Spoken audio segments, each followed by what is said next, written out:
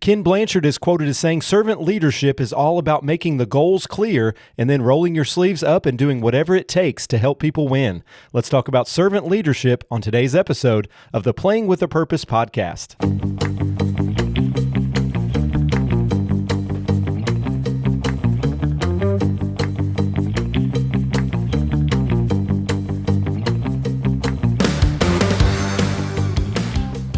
All right, welcome to the Playing with a Purpose podcast, where we explore topics related to the moral development of collegiate athletes and young people as it relates to character, responsibility, and purpose. I'm your host, Matt Barker, and today I'm excited to have the Pulpit Minister at the Henderson Church of Christ, Mr. Robert Hatfield, with me on today's episode. Robert, welcome to the program. Hey, thanks for having me, Matt. I'm glad to be here. Really excited to have you on for this episode. Robert is as I mentioned, the Pulpit Minister at the Henderson Church of Christ, where I attend. So I was trying to think of people that could talk on this topic, and I thought you'd be a great one to address this topic. I hope so. You know, one of the things I think about since you've been at Henderson since we were talking 2021, 2022, we've done a lot more service-minded projects. You know, we have the Community Servants Day at church, where we have or Community Car Care Day, I guess I should call it. Yeah. And we have a lot of different outreach opportunities. Not that we haven't done them before, but it seems to be more of a focus now. Definitely a servant leadership aspect tied to that as well. So I wanted to have you on just to talk a little bit about what servant leadership is and how that looks in churches, maybe organizations, and just broader context of that. Tell us a little bit about yourself for those that might not know who you are. Yeah.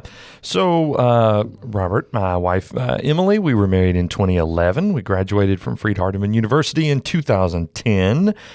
We have two great kiddos and spent all of my adult life, even like teenage life, in ministry and preaching. I preached my first sermon, a real sermon, when I was 15, and then that was in 2002, so this is 2025. That was 23 years ago. What in the world? It's crazy. And have served churches in Middle Tennessee, and then Charleston, South Carolina, and the greater Charlotte, North Carolina area, and then now here in Henderson, like you said, since 2022. So it's awesome to be here. You know, when we came to Henderson, the elders said, we want you to focus on community outreach, local evangelism. And so that's where a lot of that stuff has come in. And it's challenged me too. I said, Henderson is challenging my own leadership in some good ways. So, today, the thoughts I'll share will be admittedly somewhat aspirational. You know, it's things that we want to be, and we're kind of best foot forwarding things today. So it's good. Yeah. I want to talk a little bit about the Light Network, which started in 2013. This was when you were, were you at North Charleston? No, we were in Pulaski, Tennessee still. So 2013 started the Light Network, which is a podcast dedicated to a lot of spiritual topics and different things. Tell us a little bit about that. And I always joke because usually if I have a question about podcast stuff, you're the one I call. So I feel pretty comfortable here today because if I have a problem, you can just help me right where you're here. We have done 3,000 podcast episodes since 2013. Which is kind of crazy. You know, we used to get the question, what's a podcast? Nobody really knew what a podcast was. We don't get that question anymore, man. Right. Everybody knows what a podcast is. Everybody's doing one. Yeah, it was just a fun thing. I thought I had done some radio, through ministry. I did some radio shows back in the day, and I really enjoyed it. And so we got into the podcast thing.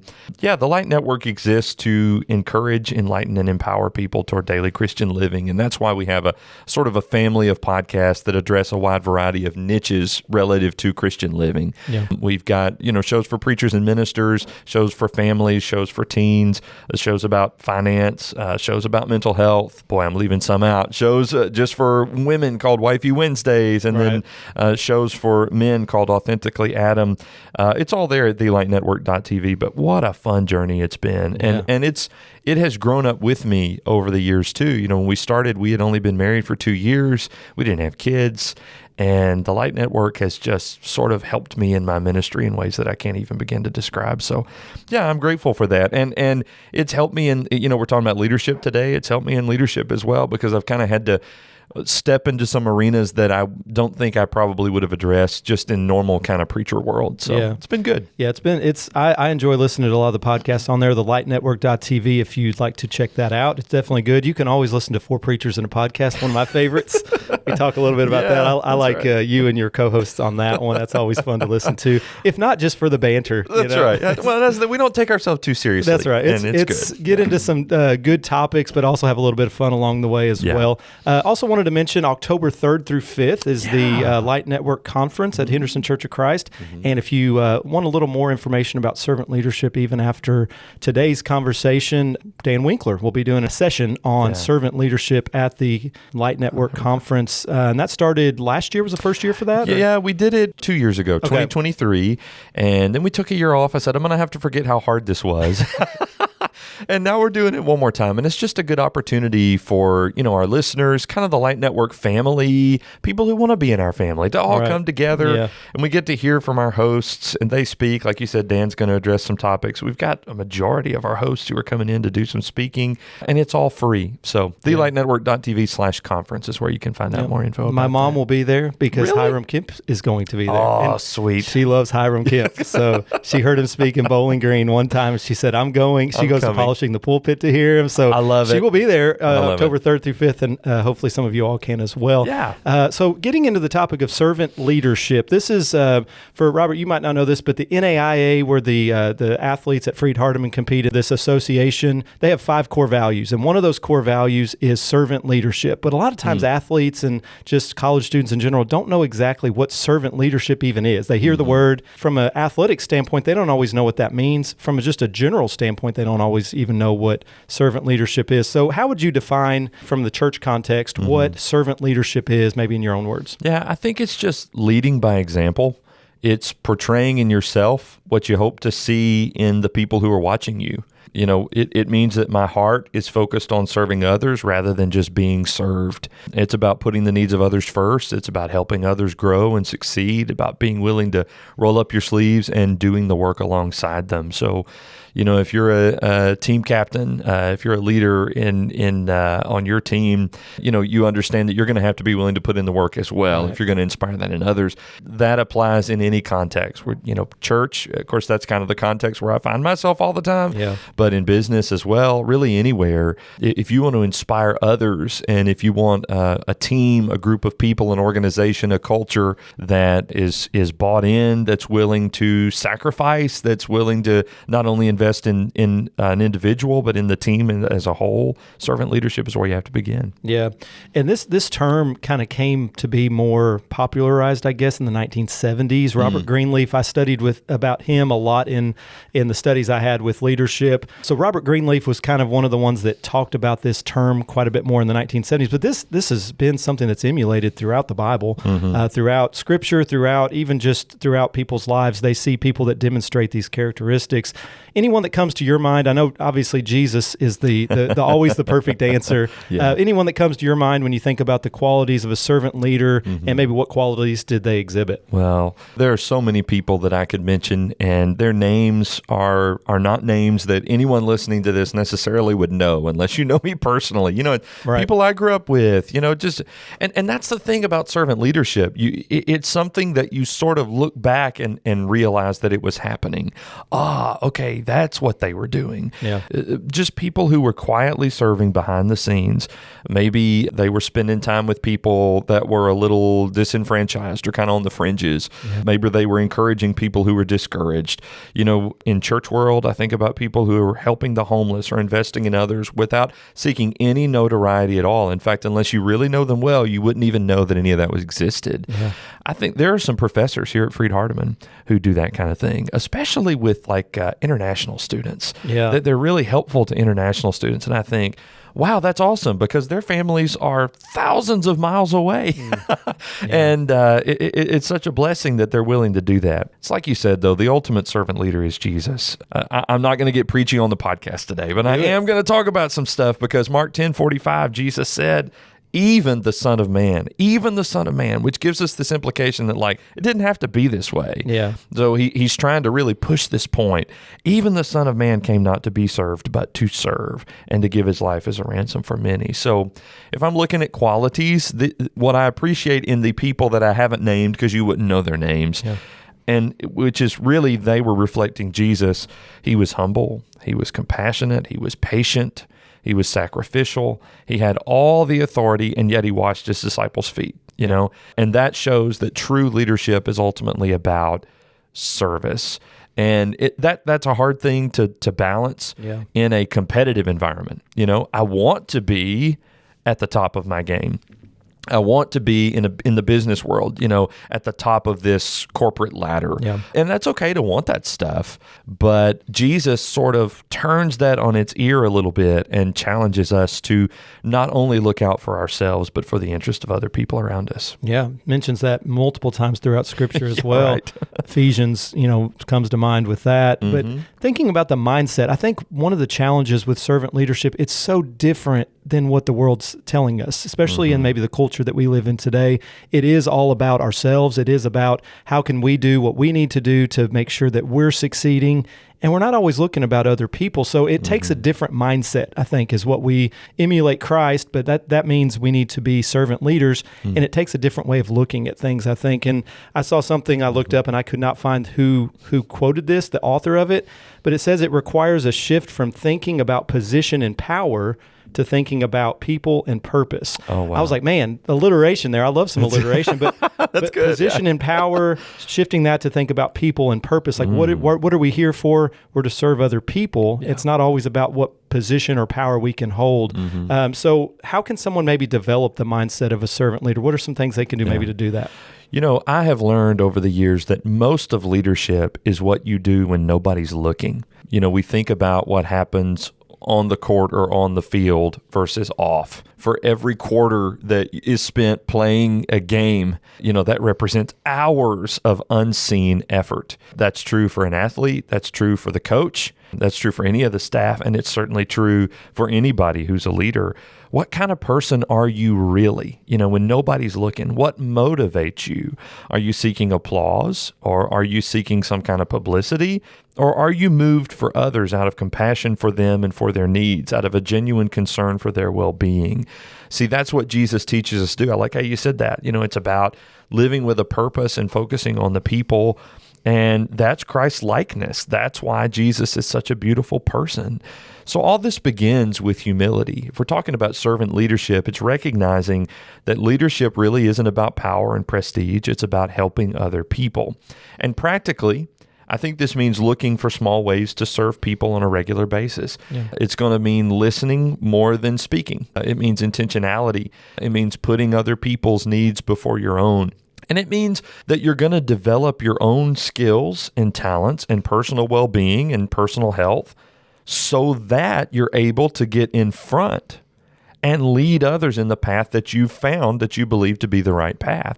And that's the thing about leadership. A lot of us want to be leaders, but we don't want to put the work in that's required to be the leader. Right. Servant leadership says, I know the way, and I'm willing to show it to you, but I'm not going to just stand up on this mountain and bark the orders down at you. I'm going to come down and come alongside you and help you get to a place that I've already been. I know how to take you there. So it means that you're willing to lead them alongside of you. And it also acknowledges that any leader expects to lead others beyond themselves. A teacher can reasonably expect that eventually his or her students will surpass him or her, right?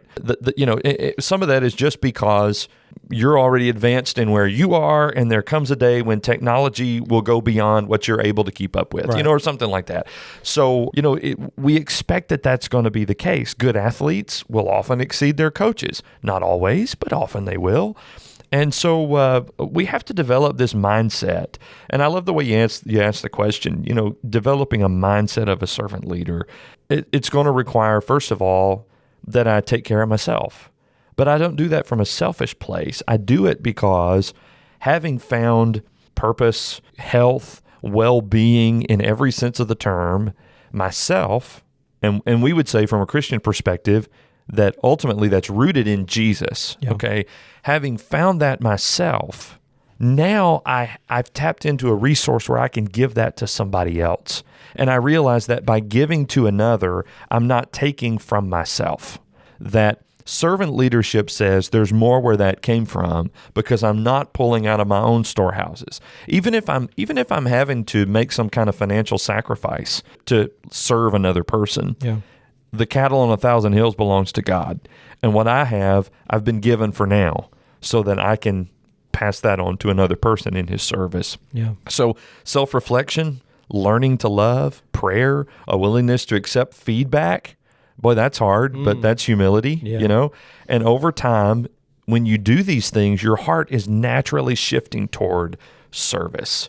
And I think if we're really honest, we realize that this is the best path, but it's not the easiest path. Right.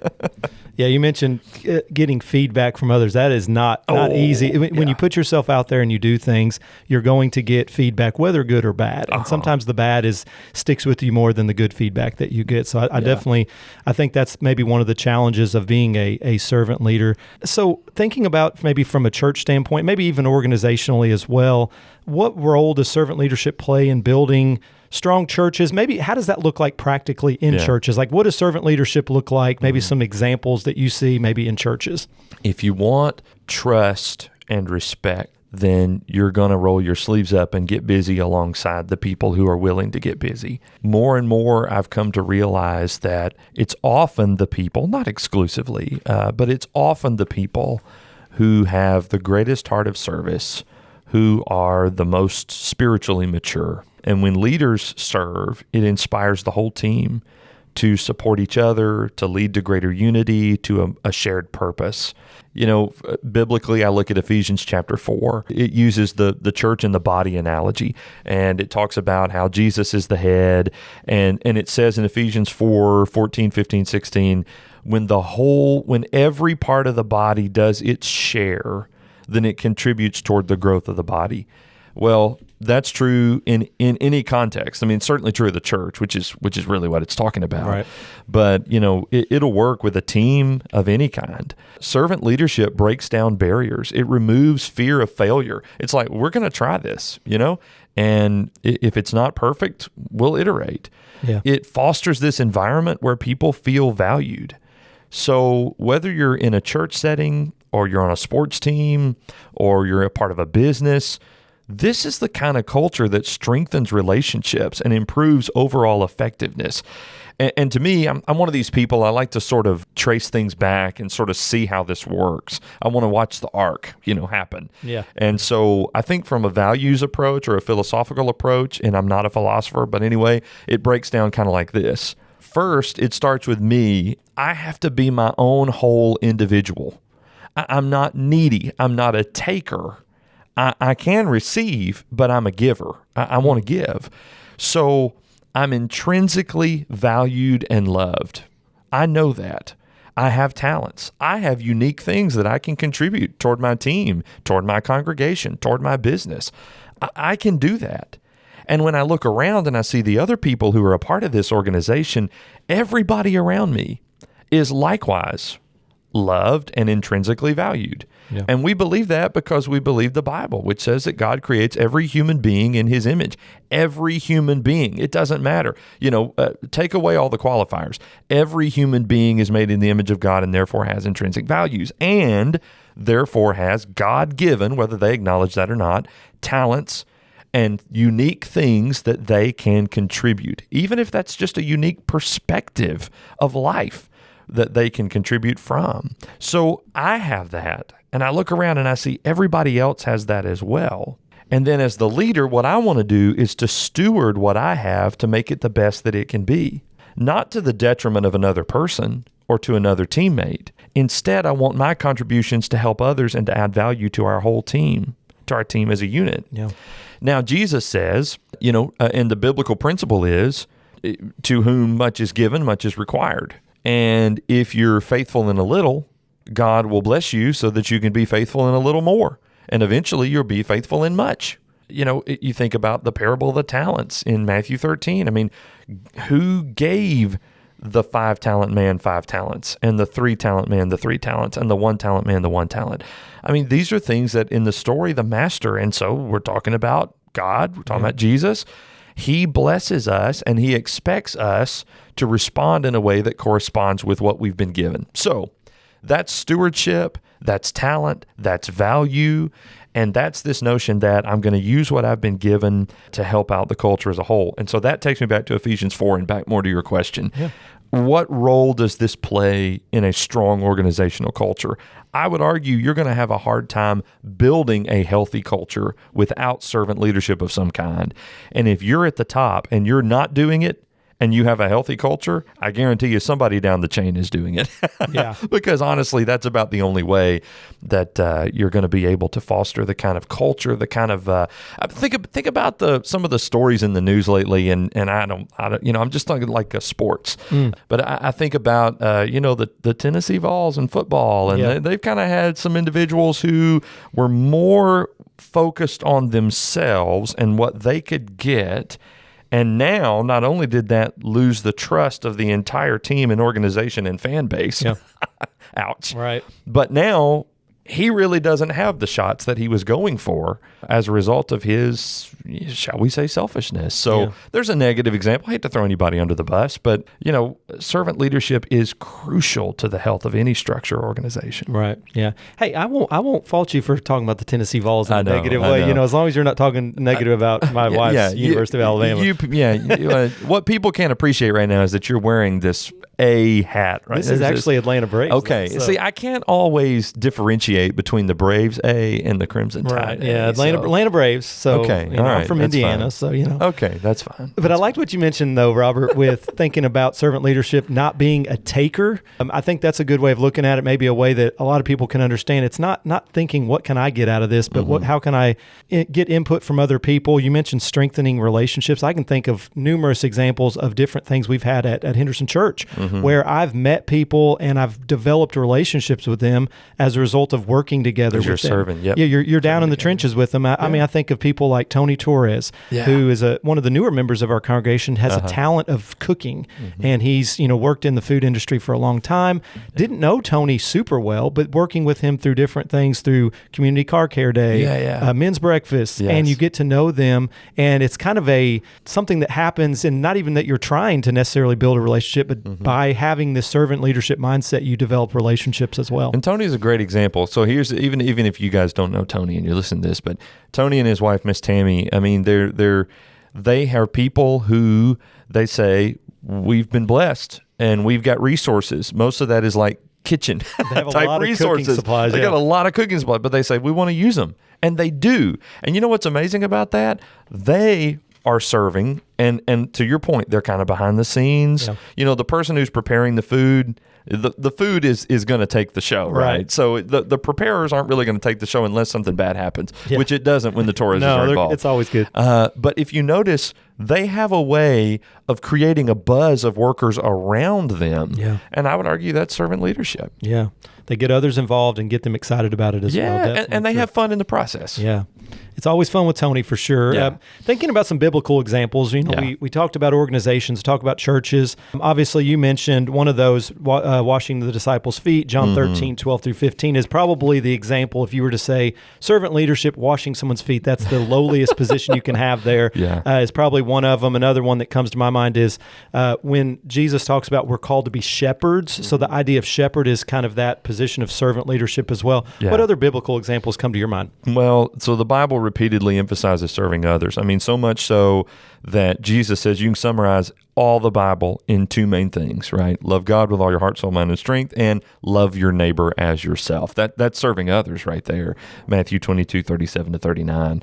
I think about some of the big leaders. I can't mention them all, but any good leader in the Bible is going to have some aspect of servant leadership if you think about it. Moses was in the trenches with the children of Israel all the way through, leading them through really difficult times. Of course, at first, he didn't really want to do that. Yeah. But God sort of said, no, you gotta, and that's what it looked like. I mean, Moses is in the foothills of Sinai, just like the rest of them are. Nehemiah worked to rebuild Jerusalem's walls, and he was there alongside the others. I mean, Nehemiah 4 describes how he's there, like, working and building, and they didn't change their clothes for days, and they had a sword in one hand and a hammer in the other, and Nehemiah uses the personal plural pronouns over and over. We were doing this. We were doing this. So Nehemiah's there. Paul says he poured himself out in service to the churches, Philippians 2:17, like a drink offering. Yeah. And he said, I'll gladly spend and be spent for the Lord, 2 Corinthians 12:15, which is one of my favorite phrases. Spend and be spent. Wow. But the greatest example is Jesus. I mean, you're not going to find anybody better than Jesus. And so much of this is because here's the guy who has all authority. Everybody ought to be bowing down to him.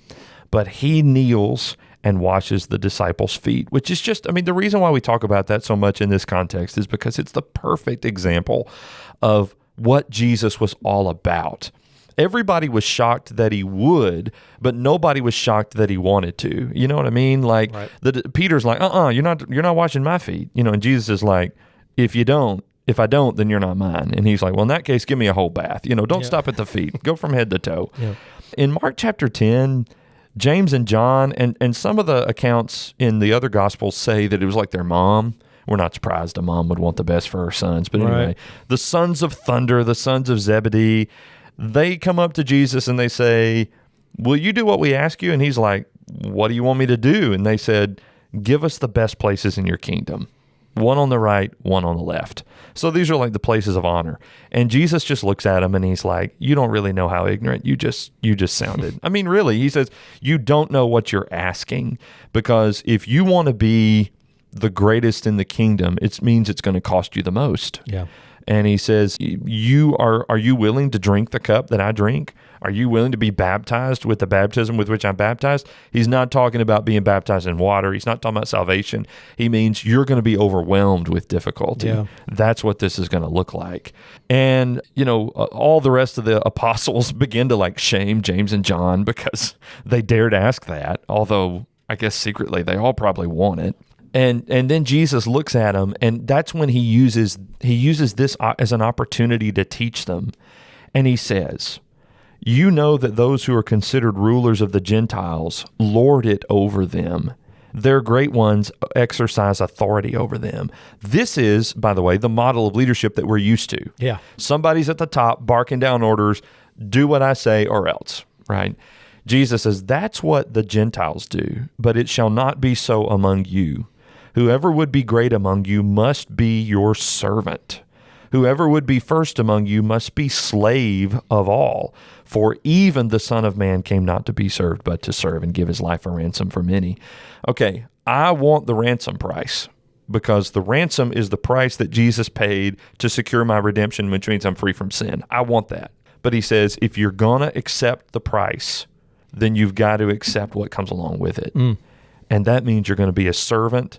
I look down through what I just read. This is Mark 10, 42 to 45.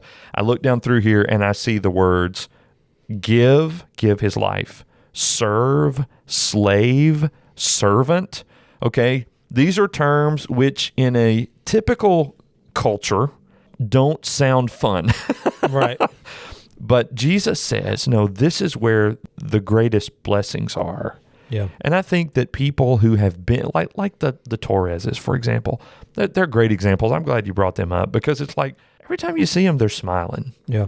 Well, why have they found this secret to life? And by the way, Mr. Tony, he's got a pretty amazing past. He's a baseball player. He was a pro baseball player. It's amazing stuff. And he has found something that is like a secret, that it really shouldn't be a secret, but it is, because so few are willing to tap into it. Contentment that comes from a joy and a peace that just looks like serving Jesus, which means I'm going to serve other people. Yeah. You mentioned some biblical examples of things that we shouldn't do, like what a servant leadership does not look like. And so it kind of shows, though, that this is not something that's ever been easy. Yeah, our culture tells us you need to, like you said, lord it over them. That's how leadership is expected to be in organizations, different things like that. That's how a lot of leaders, that's how they lead. Yeah. So it's not something that's the norm a lot of times. So this isn't something that's nothing new under the sun. Right. This is something that probably people have struggled with since Bible times as well. But do you think servant leadership maybe is something that is more relevant now more than ever? I know this is something that's been a challenge, but our culture today even more so, maybe? Yeah, I do think that. Now, to your point, servant leadership has always been important. And even when the leadership style of our culture was dramatically different than it is right now, servant leadership is what we needed. People talk about how leadership styles have shifted over the years, and maybe this is more of a West thing or, United States thing. It used to be that in the business world, the CEO could bark down the orders and blah, blah, blah. Now it's more important that people feel like they know him and it's a part of a community. And even if you don't know, maybe this is a social media thing, I don't know, but you want to feel like you know the guy at the top. So what I'm saying is, even when that wasn't the MO, it still should have been, a servant leadership mind. But having acknowledged all of that, I mean, Matt, because you work with college students all the time, younger generations especially, but really all of us, if we're honest, are looking to see that the person at the top is really living what he or she claims and is trying to move us toward. We want to know that person is legit. So we prioritize self-promotion and personal success, but servant leadership is a refreshing counter to all of that. Mm-hmm. That's the reason why you don't want to, I'm sorry if I offend somebody. Nobody wants to be tricked into being to listening to a pyramid scheme sales pitch. Yeah. Because you feel like you're just using me, and a lot of times, the products aren't as great as they're selling, but it's like, you're just using me. Yeah. Nobody wants to feel used. Nobody wants to feel like they're a pawn. People want to feel valued, and servant leadership is a refreshing counter to this idea of just using people. It emphasizes humility, it emphasizes community, and people are hungry for that. We talk a lot about authenticity these days as well. We should. People want authentic leaders who care about them as people, not just a means to an end, but a community, a place to belong. Servant leadership builds lasting loyalty, deeper connections, and these are qualities that our society really needs right now. I don't know much about Dave Ramsey as a person, okay? Yeah. And whether you agree or disagree with his financial logic or advice, that's really neither here nor there. I know this. A lot of the people that I know or have known who have worked for Ramsey Solutions are pretty pleased there because he invests in them, not just through his paycheck, but they'll rent out a theme park and, whatever. I mean, they'll do things just to celebrate their culture, and then he'll address them as almost like peers. And I mean, there's no question who's in charge. I mean, his name is on the front of the building. Yeah. But at the same time, I think what I'm seeing in that is him attempting some servant leadership, and I respect that. Yeah. What are some challenges that maybe people face when trying to be better servant leaders? We think about athletics. We talk a little bit about this on the podcast. Sometimes athletes feel, well, if I come across as a servant leader, it makes me look weak. Yep. It doesn't make me look like I know what I'm doing. I'm not in charge. Yeah. I'm not really the team captain that I need to be, whatever it is. So there's a little bit of a balance that you have to have between having the service, but also having that authority that you need to have the respect of your teammates, maybe people that you work with, maybe people at church. You need to have that authority, but you also need to balance that with service. So maybe from your standpoint, what are some challenges associated with servant leadership? Well, isn't it amazing? Because somebody's got to call the shots, right? I mean, leadership is a necessity. This is not something that is just, this is kind of the way we do it. We've got to have leaders, which means somebody needs to be casting vision and setting values and leading us in those things, helping us to achieve buy-in with all that stuff. I mean, somebody's got to call the shots. And in the church, that can be really difficult because you're supposed to do that without lording your authority over. And I say in the church, any Christian is going to be interested in leading in this way. So it means that you have that authority. You know that you can wield that authority, but it's going to temper the way you do it. Yeah. To your point, I mean, weakness, inefficiencies, lacking authority, lacking decisiveness, oftentimes those are things that come across as kickbacks in a servant leader kind of life. And in a performance-driven environment, the patience that's required to have servant leadership may be frustrating to a lot of people. It just takes time to roll up your sleeves and to do things. I mean, it would be easier to sit at the top and call all the shots. It takes more time to show up at an event and roll up your sleeves and do stuff with people. Yeah. It's easier to sit in a room and plan, or in my case, it'd be easier to sit in a room and write sermons all day, but I can't do that. Nobody wants to listen to me if they don't know that I really do care about them. Yeah. And they shouldn't if I don't. So it takes time to bring people along, to give them the space to iterate and to buy in and to grow and to change. None of us really like change, at least personal change. We like the idea of it maybe, but even some people are averse to that. And servant leadership requires long-term thinking, which can sometimes clash with short-term profit goals. Yeah. You can't just think, in athletics, you can't just think I want to win this game, right? Sometimes the team that you're working with today isn't ready to win this game. You're thinking about what you're going to do in the off season or whatever it is. And that can be kind of difficult. So another challenge is, as a result, servant leaders may experience burnout if they neglect their own needs, if they lack support, if they're not willing to build a team of like-minded people around them. And that takes investment. Sometimes we feel like we don't have time to do that kind of stuff. It's just easier to just do it myself. Yeah. And it is, but not in the long term. But all that said, the long-term benefits really outweigh the short-term challenges. Servant leaderships tend to produce more resilient and loyal teams. Yeah. The problem can be sometimes that higher-ups or even the leaders themselves aren't willing to give it the time that's necessary to really see the good results. In the ministry world, the number that used to be quoted was it takes about 7 years for a minister to really get boots on the ground, to really be able to hit his stride. Yeah. He knows the people and he knows them well, not just their names, but their stories. And now he's able to lead them in a good way, in a godly way. Mm-hmm. But, the Jenkins Institute, those guys do kind of, informal surveys and stuff.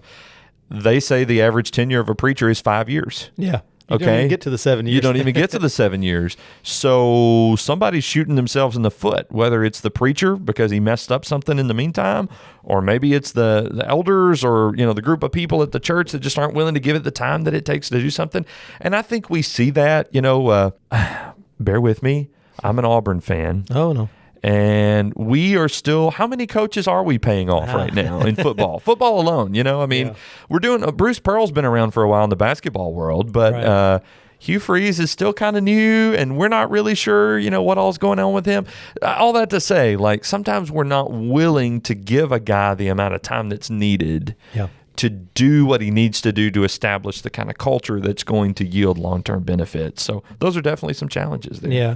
Do servant leaders open themselves up to maybe being taken advantage of in certain situations? Maybe especially in churches, you think about we want to help others, and that can maybe you want to do your part to help others, but you can't always control how others are responding to that. And there might be some that do take advantage of that. And maybe what are some ways that, so you mentioned structure is needed. There has to be some sort of, the leader has to lead in some ways that's different than maybe what a servant leader would. Mm-hmm. So there has to be some structure there. Maybe what are some practical ways that people can be servant leaders while still not getting taken advantage of? Maybe the best way to word that. Well, there's no question that when you take the posture of a servant, you're adopting a vulnerable posture.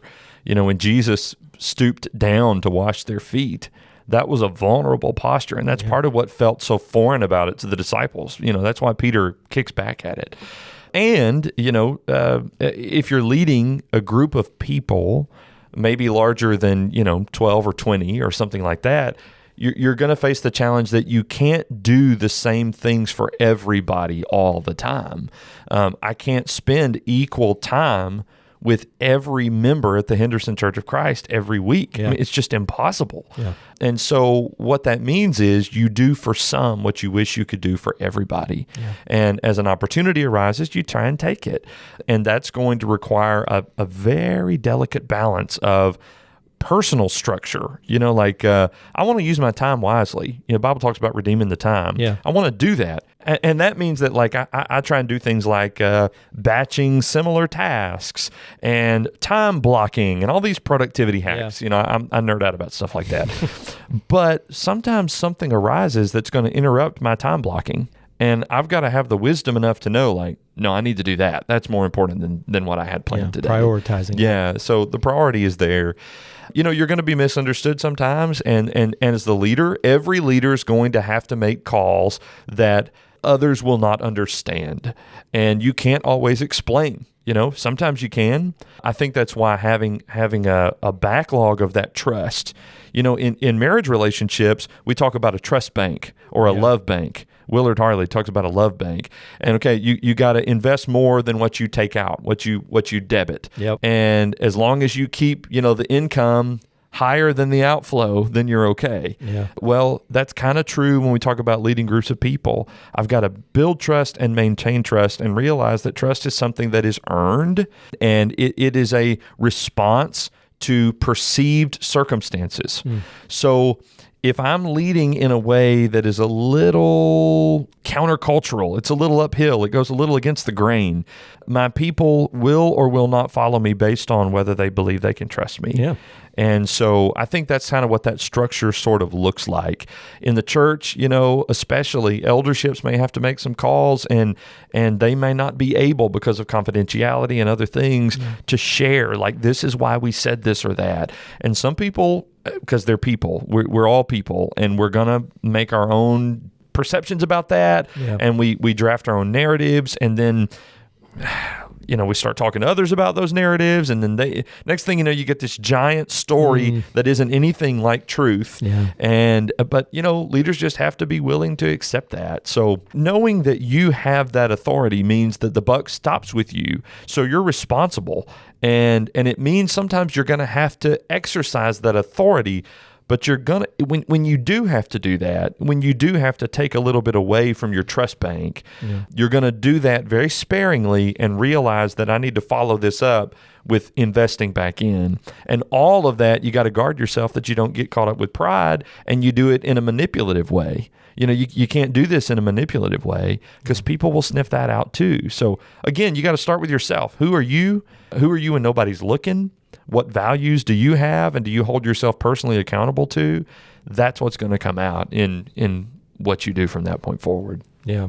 Really good thoughts. I mean, this is a lot more than I could, even what I've studied with servant leadership. You brought out a lot of points that I hadn't even thought about as far as the way this is lived out in churches. So I really appreciate that. Anything else that we didn't get to, maybe that you kind of wanted to touch on with servant leadership that we didn't have a chance to get to? Well, I just say that servant leadership isn't just a style of leadership. It's really a way of life. It starts with really small daily actions of service, and then it grows into a mindset that shapes how we lead, how we relate to other people, even how we view our own purpose. And so ultimately, for us as Christians, it's about becoming more like Christ, who calls us all to love and to serve. And so whether you're on a sports field or in an office or at home, all this stuff works in the family too. Each of us can influence the world around us by choosing to serve other people first, and all of our relationships will be better for it. Yeah.